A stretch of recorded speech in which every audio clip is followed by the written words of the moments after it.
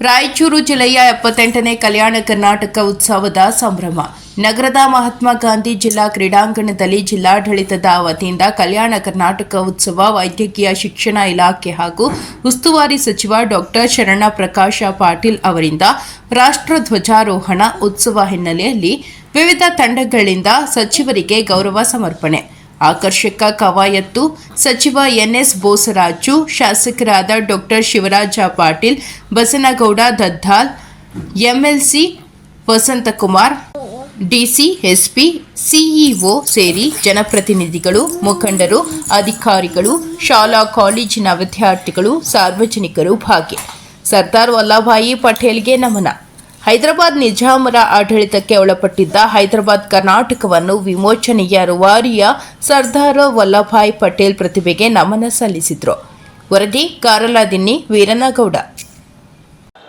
ವಿಶೇಷವಾಗಿ ಕಲ್ಯಾಣ ಕರ್ನಾಟಕದ ಅಭಿವೃದ್ಧಿಗೆ ಬಹಳ ದೊಡ್ಡ ಕೊಡುಗೆಯನ್ನ ಕೊಡ್ತಾ ಇದೆ. ತಾವೆಲ್ಲ ಇವತ್ತಿನ ಪೇಪರ್ಗಳನ್ನ ಗಮನಿಸಿರಬಹುದು. ನಮ್ಮ ಸರ್ಕಾರ ನಿನ್ನೆ ನಾವು ಕ್ಯಾಬಿನೆಟ್ ನಲ್ಲಿ ಮಾನ್ಯ ಮುಖ್ಯಮಂತ್ರಿಗಳು ಎಲ್ಲ ಸಚಿವ ಸಂಪುಟದ ಸಹೋದ್ಯೋಗಿಗಳು ಸೇರಿ ಎರಡು ಬಹಳ ದೊಡ್ಡ ನಿರ್ಣಯಗಳನ್ನು ನಾವು ಮಾಡಿದ್ದೀವಿ. ಅಪ್ಪರ್ ಕೃಷ್ಣ ಪ್ರಾಜೆಕ್ಟಿಗೆ ಸುಮಾರು ಏನು ನಮಗೆ ಇದು ಕಂಪ್ಲೀಟ್ ಮಾಡೋದಕ್ಕೆ ಸುಮಾರು ಇನ್ನೂ 70,000 ಕೋಟಿ ಹಣವನ್ನ ಈ ಭಾಗದಲ್ಲಿ ಖರ್ಚು ಮಾಡಿ ಇಲ್ಲೇನು 75,000 ಎಕರೆ ಭೂಮಿಯನ್ನ ನಾವು ಭೂಸ್ವಾಧೀನ ಮಾಡ್ಕೊಳ್ಬೇಕಾಗಿದೆ. ಅದಕ್ಕೆ ಕನ್ಸೆಂಟ್ ಆಧಾರದ ಮೇಲೆ ಇವತ್ತು ದರ ನಿಗದಿ ಮಾಡಿರ್ತಕ್ಕಂಥದ್ದು ಇದು ಒಂದು ಐತಿಹಾಸಿಕವಾಗಿರ್ತಕ್ಕಂಥ ನಿರ್ಣಯ.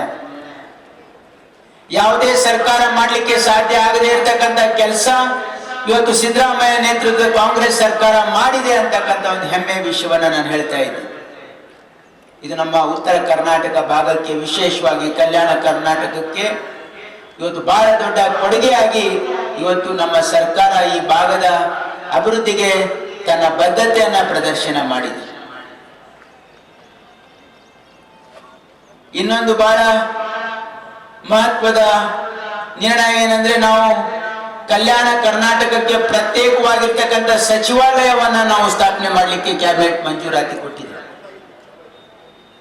ಕಲಬುರಗಿಯಲ್ಲಿ ನಡೆದಿರ್ತಕ್ಕಂಥ ಸಚಿವ ಸಂಪುಟ ಸಭೆಯಲ್ಲಿ ನಾವು ನಿರ್ಣಯವನ್ನ ಮಾಡಿದ್ವಿ.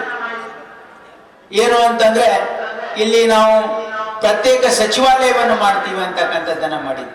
ಇವತ್ತು ನಾವು ಪ್ರತ್ಯೇಕ ಸಚಿವಾಲಯ ಇವತ್ತು ಕ್ಯಾಬಿನೆಟ್ ಮಂಜೂರಾತಿ ಕೊಟ್ಟಿದೆ. ನಾನು ಯಾಕೆ ಈ ಮಾತುಗಳನ್ನು ಹೇಳ್ತಾ ಇದ್ದೀನಿ ಅಂದ್ರೆ, ನಮ್ಮ ಮಕ್ಕಳಿಗೆ ಒಳ್ಳೆಯ ಭವಿಷ್ಯ ಇದೆ.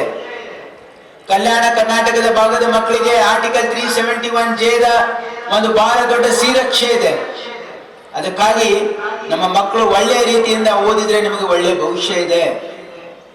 ಅದಕ್ಕೆ ನಾವೆಲ್ಲರೂ, ನಮ್ಮ ಸರ್ಕಾರ ಇವತ್ತು ಶಿಕ್ಷಣಕ್ಕೆ ಮತ್ತು ಆರೋಗ್ಯಕ್ಕೆ ಬಹಳ ಹೆಚ್ಚಿನ ಒತ್ತನ್ನು ಕೊಡ್ತಾ ಇದ್ದೀವಿ.